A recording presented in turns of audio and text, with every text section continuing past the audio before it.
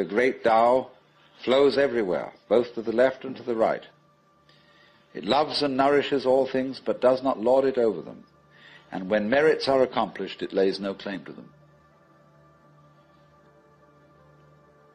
The more, therefore, you relinquish power, trust others, the more powerful you become, but in such a way that instead of having to lie awake nights controlling everything, you do it beautifully by trusting the job to everyone else. And they carry it on for you. So you can go to sleep at night and trust your nervous system to wake you up in the morning. You can even tell it, I want to wake up at 6 o'clock, and it'll wake you up just like an alarm clock. This seems a sort of paradox to say this, but the principle of unity,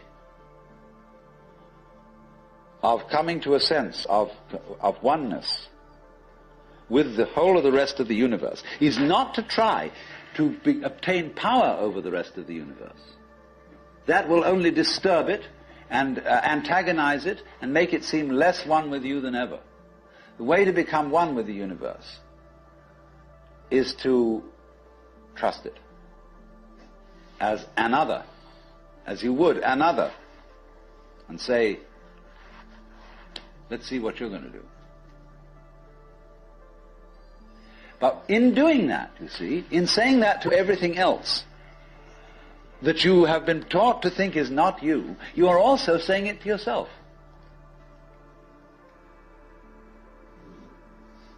Because finally, as I pointed out, you do not know where your decisions come from. They pop up like hiccups. And when you make a decision, people have a great deal of anxiety about making decisions. There's this guy farmer, who ordered a help man come in, and found he was an extraordinarily efficient worker, because the first day he put him on sawing logs. And he sawed more logs than anybody had ever sawed. It was fantastic. But they were all done in one day. So the next day he put him on to mending fences. And there were all kinds of broken fences around the farm, and in one day he had the whole thing done. So he thought, what am I going to do with this guy? So he took him down into a basement and said, look, here are all the potatoes that have come in from this harvest. And I want you to sort them into 3 groups. Those that we sell, those that we use for seeding, and those that we throw away. So he left him at that. At the end of the day, the laborer came back and said, well, that's enough, mister. I quit. Oh, he said, you can't quit. I've never had such an excellent worker. I'll raise your salary. I'll do anything to keep you around here. I said, no. It's all right mending fences and chopping wood, but this potato business is decision after decision after decision after decision.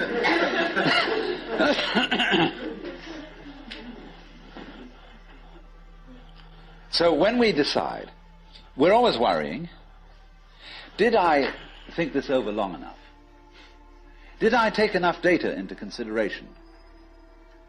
And if you think it through, you find you never could take enough data into consideration. The data for a decision in any given situation is infinite. So what you do is, you go through the motions of thinking out what you will do about this. And then when the time comes to act, you make a snap judgment.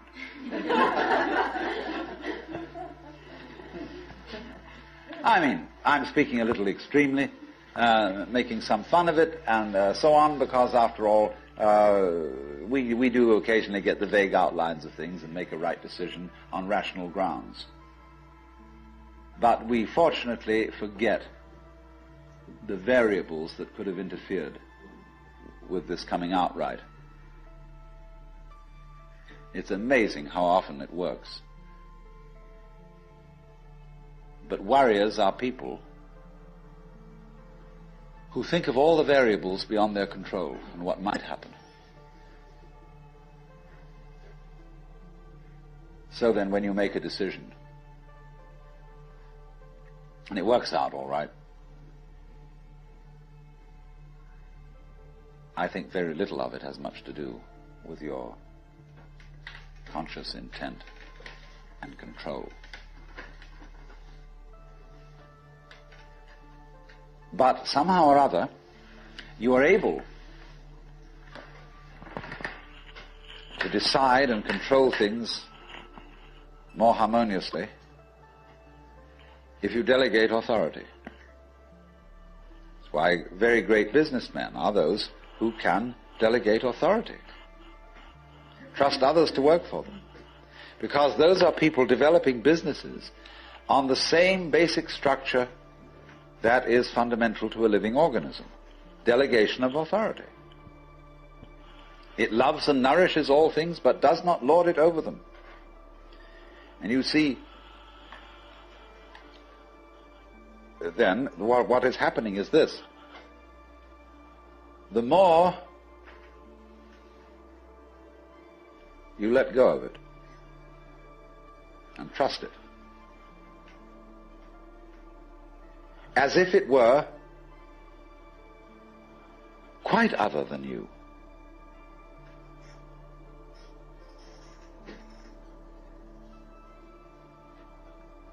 the more you realize the inseparable identity of self and other.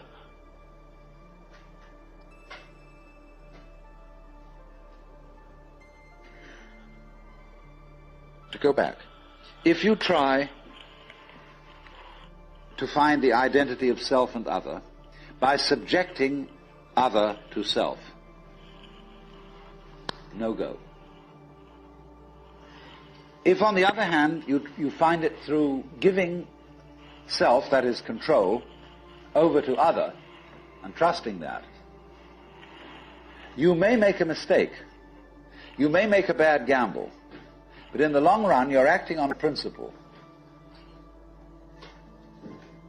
which has the backing of evolution. This is the way biological evolution goes on: constant delegation of authority. That's why, obviously, the democracy is superior to the monarchy. It was de Tocqueville who said that democracy is always right, but for the wrong reasons. Because there is operating in a democracy the principle that Buckminster Fuller calls synergy. And synergy is the intelligence of a highly complex system, the nature of which is always unknown to the individual members.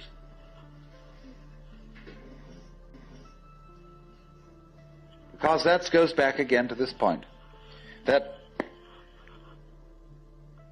we're always entering a new environment. We don't ever know fully what the new environment is, because the only environments we know are the past ones. There is always then operating in the development of cellular life on any level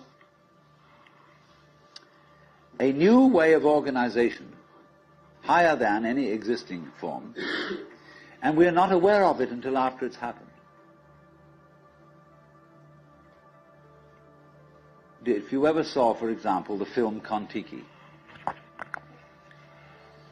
this man figured out a few things as to how to make a balsa wood raft to sail from South America to the Pacific Islands.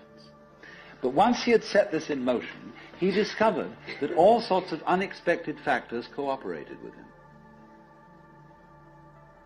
That when the wood got wet, it expanded so that the ties bit into it and held it completely secure.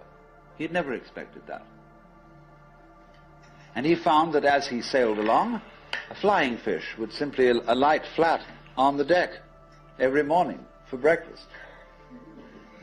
That all kinds of natural factors, it was just, he had touched a key where he was flowing with the course of nature, and everything cooperated with him. Because he had touched the key. He had made the act of faith. And he was just picking up, in other words, a practice which had been hundreds and hundreds of years ago, had been followed by others who had worked it out by their great ecological awareness.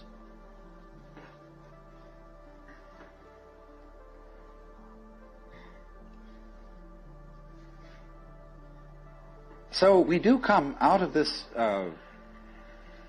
way of thinking to something which has, I would say, the most enormously creative and revolutionary social consequences.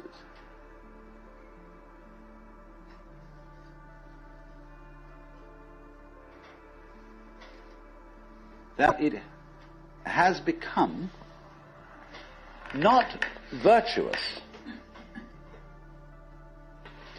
not self-sacrificing, not anything like that. It has become the hardest practical politics to let go control to others, to give up trying to dominate the scene.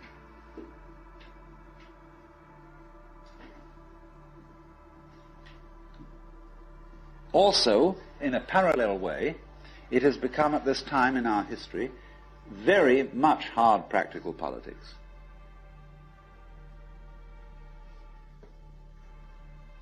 To learn how to enjoy ourselves. You can go to the Protestant people with their Protestant ethic who are against this kind of thing, and now say to them with great glee, it is your solemn duty to learn how to enjoy yourself. Why? Because in an age of leisure, people have really got to know how to enjoy themselves. Because if they don't, they'll smash the whole future of the human race.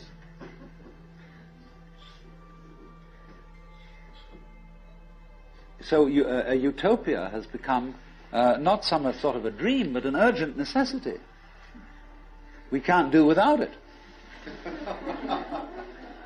Because if we try to do without it, what's going to happen is that we are going to terminate our race in a mutual massacre of scapegoats.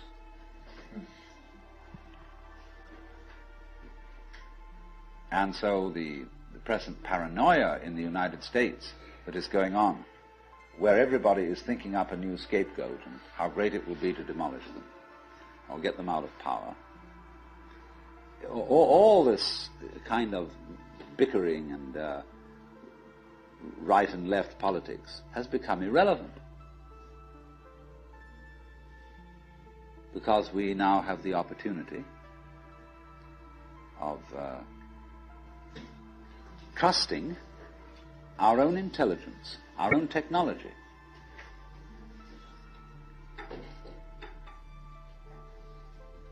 to take the risk of doing what we want, which will work to the extent that we realize that what I want, basically, what I really want is what you want. And I don't know what you want. It surprised me.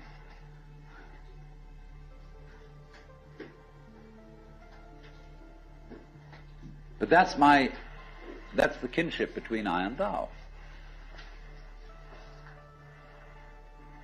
So when I ask, I go right down to the question, should we start it with, what do I want? The answer is, I don't know.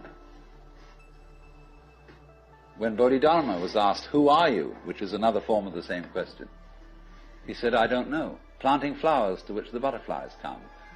Bodhidharma says, I know not. I don't know what I want. Well, when you don't know what you want, you've reached the state of desirelessness.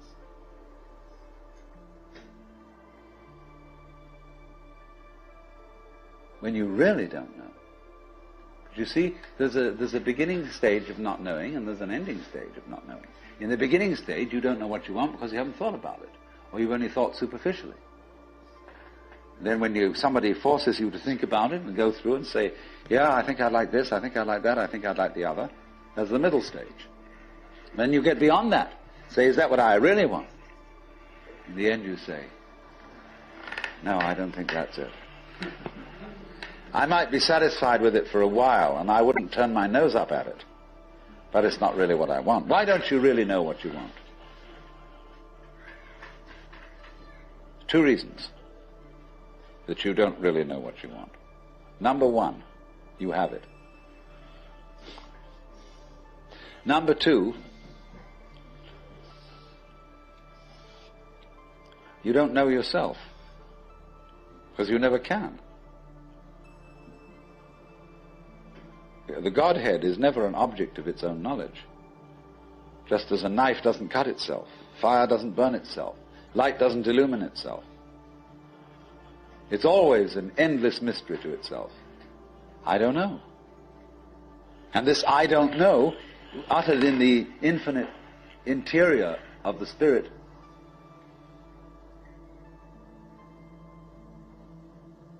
this I don't know is the same thing as I love, I let go, I don't try to force or control. It's the same thing as humility.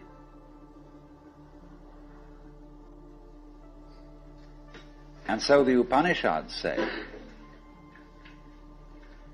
if you think that you understand Brahman, you do not understand, and you have yet to be instructed further. If you know that you do not understand, then you truly understand. For the Brahman is unknown to those who know it, and known to those who know it not.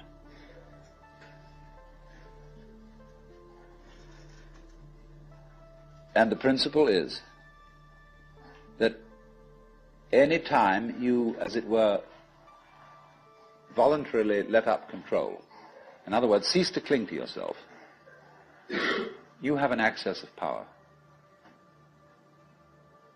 Because you're wasting energy all the time in self-defense, trying to manage things, trying to force things to conform to your will. The moment you stop doing that, that wasted energy is available. And therefore you are, in that sense, having that energy available, you are one with the divine principle. You have the energy. When you're trying, however, to act as if you were God, that is to say, you don't trust anybody and you're the dictator and you have to keep everybody in line, you lose the divine energy. Because what you're doing is simply defending yourself. So then, the principle is, the more you give it away, the more it comes back. Now you say, I don't have the courage to give it away. I'm afraid.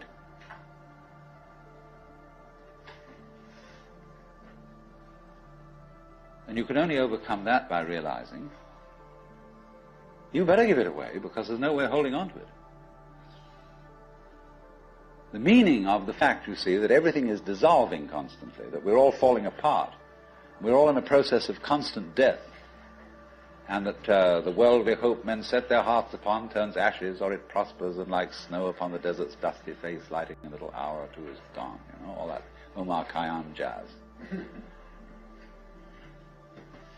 You know, the cloud-capped towers, the gorgeous palaces, the great globe itself, I, all which it inherits, shall dissolve, and like this insubstantial pageant faded, leave not a rack behind. All falling apart. Everything is.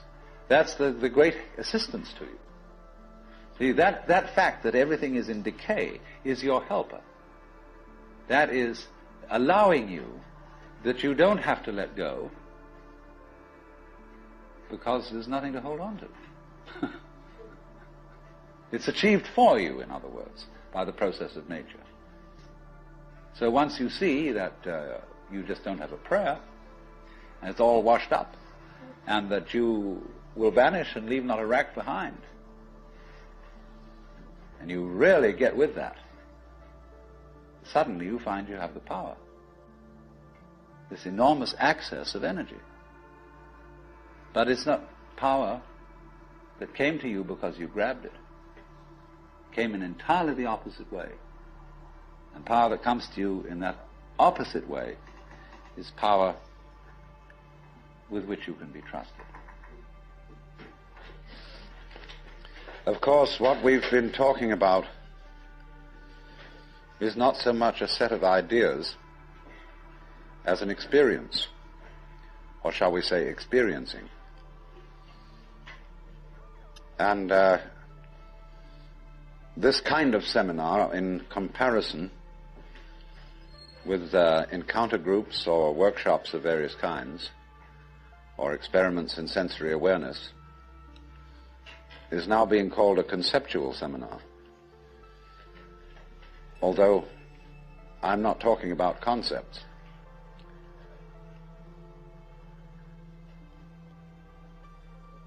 But the crucial question arises that an understanding, a real feeling understanding of the polar relationship between the individual and the world is something that operates, as we say, in your bones, and isn't just a view that you hold or a belief that you hold. It's so curious that the emphasis of the Western tradition in religion is primarily upon right belief. Do you believe in the right dogmas and the right doctrines? And only secondarily upon right action. Because what you believe is, in Christianity at any rate, far more important than what you do. Because one is saved through faith, not by works. And early in its history, the Christian church rejected the movement in the church which had been known as Gnosticism, from the Greek gnosis, which means knowledge. And in a way, there were some sound reasons for doing so, because the Gnostics were what I would call anti-materialists. They divided human beings into three classes that were called, respectively, pneumatic, psychic, and hylic. The last one being H-Y-L-I-C, from the Greek hyli, or they would call it now ele, meaning wood. So the people were spiritual, psychological, and wooden. And that is to say, the wooden people were those most absorbed in materiality and most closely identified with their bodies. And Orthodox Christianity rejected this sort of distinction because of the perfectly correct idea that material existence is not inconsistent with spirituality. This is something which most Christians have forgotten. But they do believe as the central principle of Christianity in what's called the Incarnation. That in the Jesus of Nazareth, Almighty God did in fact become material, become human. And by this process initiated a transformation of the cosmos. In the words of St. Athanasius, God became man that man might become God. And you don't hear that from the pulpit very often. The Christian church therefore emphasized pistis, or faith, as against gnosis, or knowledge. Because they said you can never know God. God could never become an object of knowledge. And in this funny roundabout way, the Christian theologians were saying exactly the same thing as the Hindus. Only the Hindus do call this knowledge of God through faith, they call it jnana, which is the same as the Greek word gnosis. But just to give you a little sidelight on how words get mixed up in their meanings, we now have a class of person called an agnostic. And an agnostic generally means a person who doesn't commit himself to any beliefs about the ultimate nature of things. He just says he doesn't know. But the original word, agnosia in Greek, meant a special kind of knowledge. It was called the dark knowledge of God.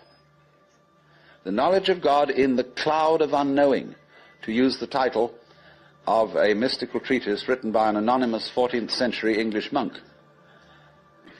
This monk derived his ideas from a very mysterious figure who wrote under the name of Dionysius the Areopagite.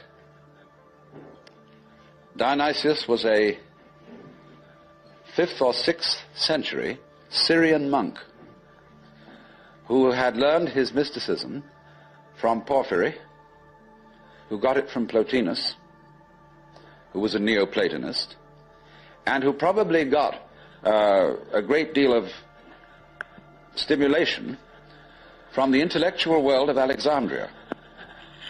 And Alexandria, in the early years of the Christian era, was a tremendous exchange place between East and West.